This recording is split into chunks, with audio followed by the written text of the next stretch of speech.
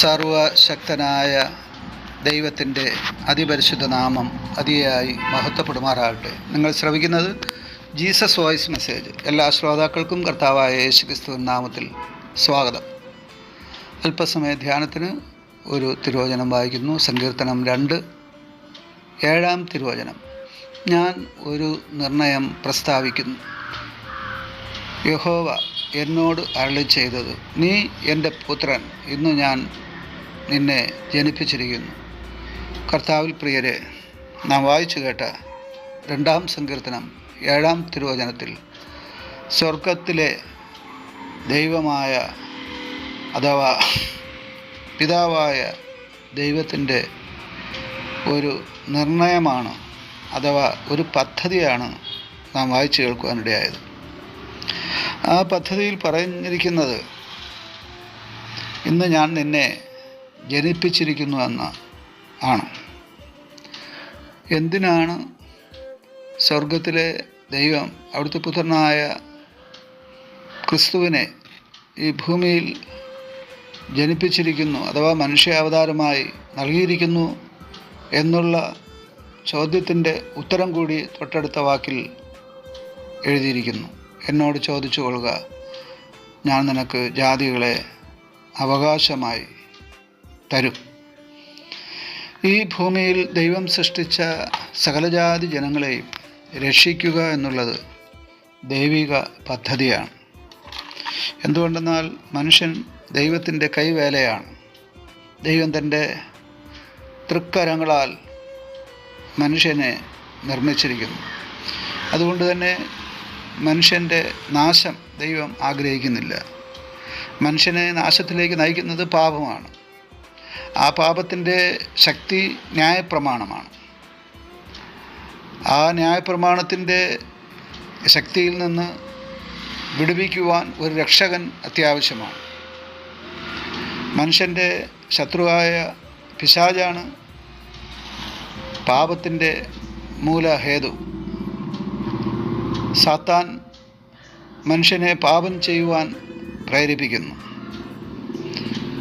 ഈ പാപത്തിൽ നമ്മെ വിടുവിക്കുവാൻ സ്വർഗത്തിലെ ദൈവം ഒരുക്കിയ പദ്ധതിയാണ് ദൈവപുത്രനായ ക്രിസ്തു.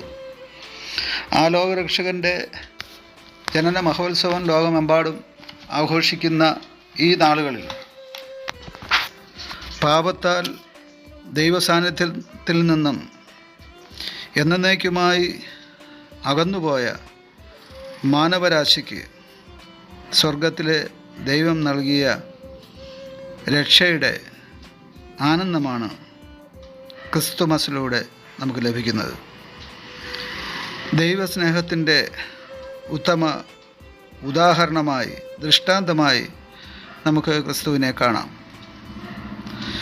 സ്വന്തം പുത്രനെ ആദരിക്കാതെ നമുക്കെല്ലാവർക്കും വേണ്ടി ഏൽപ്പിച്ചു തന്ന പിതാവായ ദൈവം തൻ്റെ ഏകജാതനായ പുത്രനിൽ വിശ്വസിക്കുന്ന ഏവനും നശിച്ചു പോകാതെ നിത്യജീവൻ പ്രാപിക്കേണ്ടതിന് ദൈവം യേശുവിനെ നൽകുവാൻ തക്കവണ്ണം ഈ ലോകത്തെ സ്നേഹിച്ചുവെന്ന് തിരുവചനം പ്രസ്താവിക്കുന്നു.